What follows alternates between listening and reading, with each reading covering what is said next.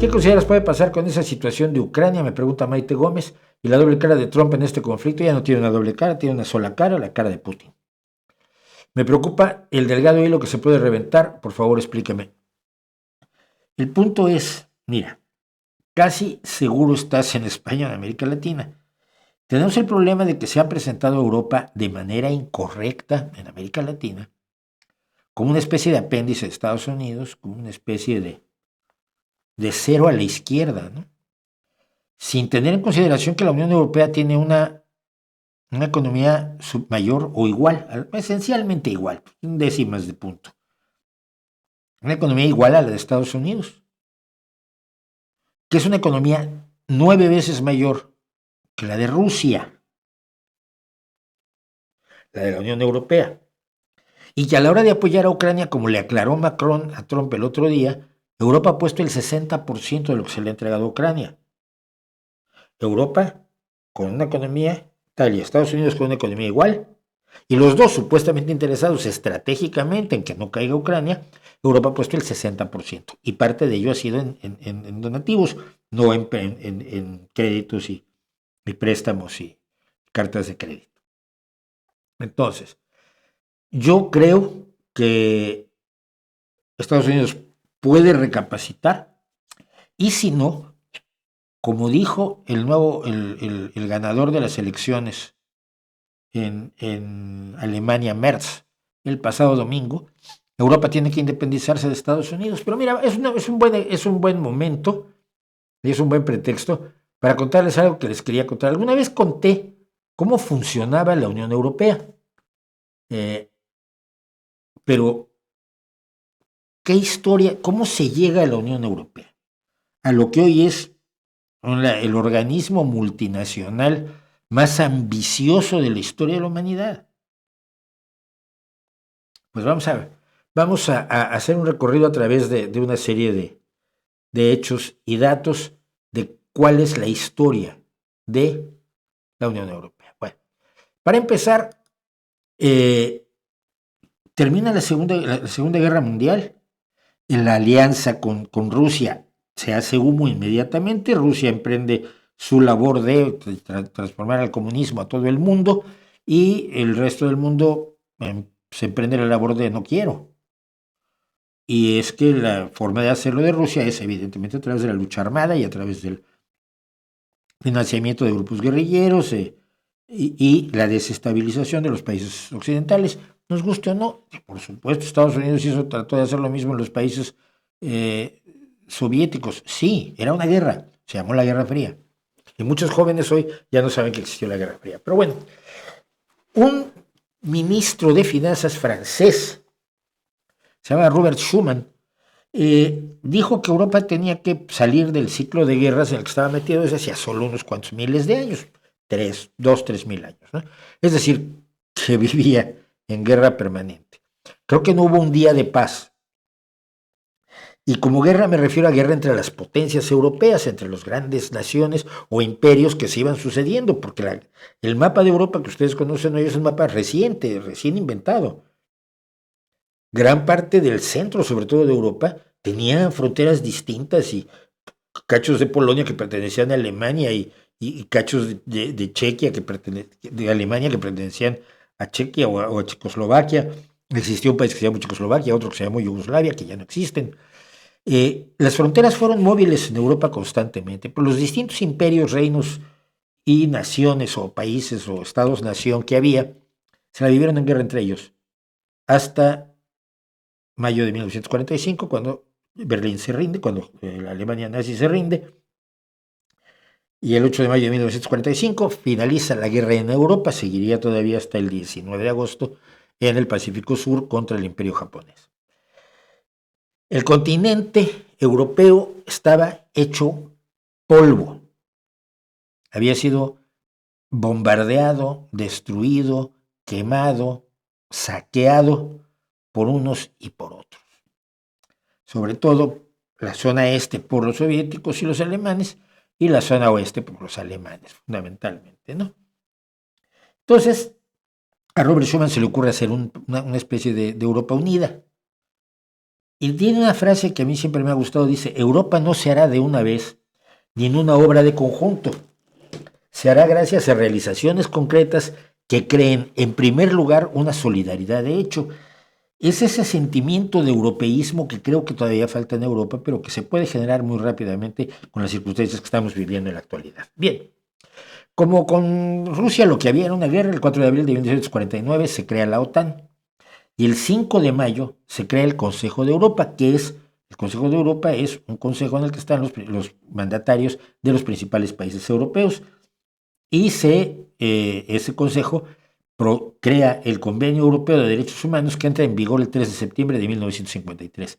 Los derechos humanos son un invento, un rescate de los derechos de la Ilustración, de la Revolución Francesa, que se concreta en 1948 apenas.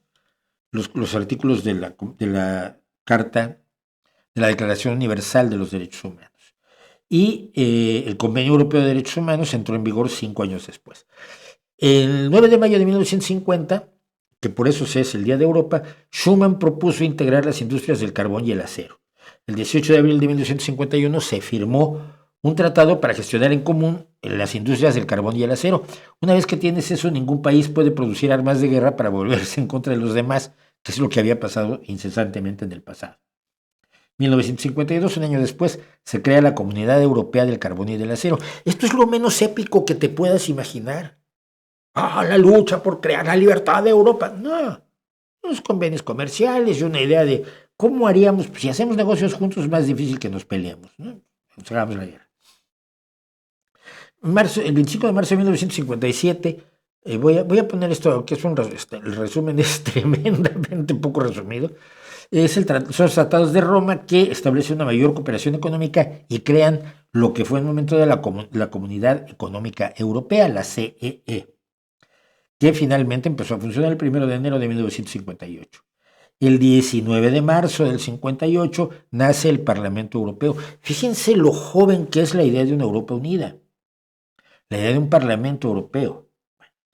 El 3 de mayo de 1960 se crea la Asociación Europea de Libre Comercio y en 1962 Europa asume por primera vez una política agraria común, es decir, vamos a ponernos de acuerdo en qué plantamos y cómo comerciamos para no competir innecesariamente con nosotros o con nosotros mismos o para no tener abasto de ciertos productos agrícolas que necesitamos todos.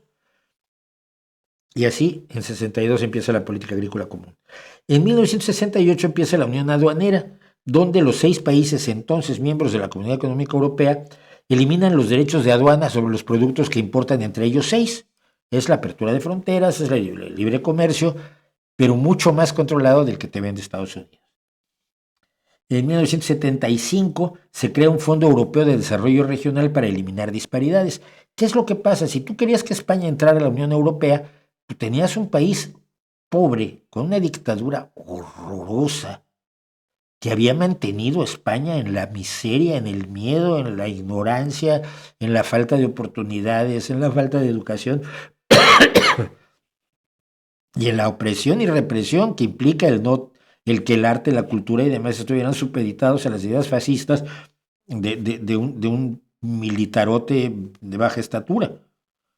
Pero Europa dijo, si vamos a crecer necesitamos desarrollar a los países que puedan entrar a la Unión Europea. Necesitamos tener un desarrollo equiparable, ¿no? Y ese fondo de desarrollo es el fondo que se ha utilizado para financiar a muchísimos países con fondos europeos que siguen utilizándose hoy en día para crear en España lo que fue una clase media que no existía cuando Franco nos hizo el favor de hacer lo único bueno que hizo en su vida, que fue morirse, en 1978. Pero Europa estaba ya con la idea de hacer pues este Fondo de Desarrollo Regional. En febrero de 1968 se unifican las normativas sobre productos. Tienes un mercado, pero yo creo, los ratones yo los fabrico con tales especificaciones, pero tú tienes otros requisitos para probar los ratones. Tenemos un problema. Por más que haya libertad de mercado, tus normas van a impedir que yo venda mi ratón allá y mis normas van a impedir que tú vendas tu ratón aquí. Entonces, A partir del 86 se unifican las normativas sobre productos. En 92 se firma el Tratado de la Unión Europea en Maastricht, en los Países Bajos, por eso se llama el Tratado de Maastricht, donde se establecen las normas para la moneda, la política exterior y de seguridad y una cooperación más estrecha en justicia y asuntos del interior. Y allí nace la Unión Europea. Es decir, la Unión Europea tiene 32 años de existencia, 33 años de existencia. Como país es de una juventud, pero vamos, es un bebé. 1 de enero del 94 se crea el Espacio Económico Europeo. Hay un montón de distintos tratados y organizaciones europeas en los que participan unos pero no participan otros, y así está funcionando el asunto. Ojalá y al final todos acaben participando de todos. Por ejemplo, en 1995 se establece la circulación en fronteras en 7 países. Es el acuerdo de Schengen. Hoy, en 2021, solo 26 años después, 26 países son parte del espacio Schengen. Es decir, yo como español, con mi identificación de español, puedo viajar por esos países sin necesidad ni de pasaporte ni de visas, y puedo trabajar en ellos además. En 1997 se firma el Tratado de Ámsterdam, que establece planes para reformar las instituciones de la Unión Europea, dedicar más recursos y tratar de ser un poco menos burocráticos, porque la Unión Europea sí es tremendamente burocrática. El 1 de enero del 99 se crea el euro, y el 1 de enero de 2002 empezó a circular el euro, las monedas y billetes de euro que sustituyeron las monedas de todos los países que hasta ese momento tenían, pero habían decidido entrar al euro, entre ellos España. A mí me toca, ya viviendo en España, el cambio de las pesetas al euro, que llevaba 3 años en España para entonces. Y hoy la Unión Europea tiene 27 países, que son estos. Es una historia reducidísima. Es decir, lo que ha logrado la Unión Europea en muy poco tiempo es asombroso. Por supuesto que tiene deficiencias y tiene problemas y tiene una burocracia a veces agobiante y comete errores y todo lo que ustedes quieran. Pero fíjense cómo la Unión Europea no le perdonan a los errores que le perdonan, por ejemplo, cuando a Elon Musk le perdonan errores peores, ¿no? Como explicaba él ayer en el gabinete de Donald Trump. Bueno, es que, por ejemplo, cancelamos el trabajo de prevención del ébola. Ay, nos dimos cuenta y lo devolvimos. Digo, mira, es que si alguien de la izquierda dice es que por error cancelamos durante un ratito, durante unos días, los esfuerzos para el control del ébola, lo sacan a patadas. Pero a Elon Musk se le permite todo, y a Donald Trump se le permite todo, y a Europa no. Pero la moneda europea es fuerte, la economía europea es fuerte. La idea de unidad se está fortaleciendo conforme Estados Unidos deja de ser un aliado estratégico, se empieza a convertir en un adversario y en un enemigo. ¿Qué va a pasar? Según me preguntaban. Primero que nada, para Europa se juega su futuro en Ucrania, esto ya lo dije y voy a insistir en ello, y entonces Europa no puede dejar que Ucrania caiga. Y Europa no va a dejar que Ucrania caiga. Y precisamente el pasado lunes, que fue el tercer aniversario de la brutal invasión de Putin contra Ucrania, se comprometieron miles de millones adicionales para apoyar la lucha de los ucranianos, que están siendo absolutamente heroicos. Pero no son heroicos porque sean heroicos, porque les guste la onda épica, no. Son heroicos porque lo que están defendiendo es lo suyo. Si alguien se mete a tu casa a matar a tus hijos, vas a actuar lo más heroicamente que puedas y te vas a jugar la vida. Y es lo que está haciendo Ucrania. No está defendiendo a Estados Unidos, ni a la OTAN, ni a la Unión Europea, ni a nadie. Está defendiendo lo suyo, su casa, su país, sus instituciones, sus ciudades, sus cines, sus tiendas de ropa, sus tiendas de helados, los parques de sus hijos, las escuelas de sus hijos. Eso es lo que defienden los ucranianos que están en el frente de batalla hoy en día. Y que haya gente que los desprecia, además, me parece una vergüenza. Creo que Europa tiene que salir adelante, y creo sinceramente que tiene con qué. Dice Francisco Javier Uribe Gutiérrez, y esto es importante: en América Latina ha ido creciendo un gran sentimiento antieuropeo. ¿Crees que se deba a la propaganda rusa? Obviamente. Si la propaganda rusa quiere denigrar a su enemigo y su enemigo es la Unión Europea, tiene muchísima efectividad. Y entonces tienes en México a Cato Arconada y a Mendieta, bueno, ahora hay una Fina Génova que es la presidenta o directora de Canal Red en México y en América Latina, y que yo sigo insistiendo que es un operativo de Putin todavía, y tienes a toda esa izquierda estúpida que está en contra de Ucrania y a favor de Rusia, y obviamente ellos van a darte un discurso anti-europeo y denigrante para la Europa en la que nunca han vivido.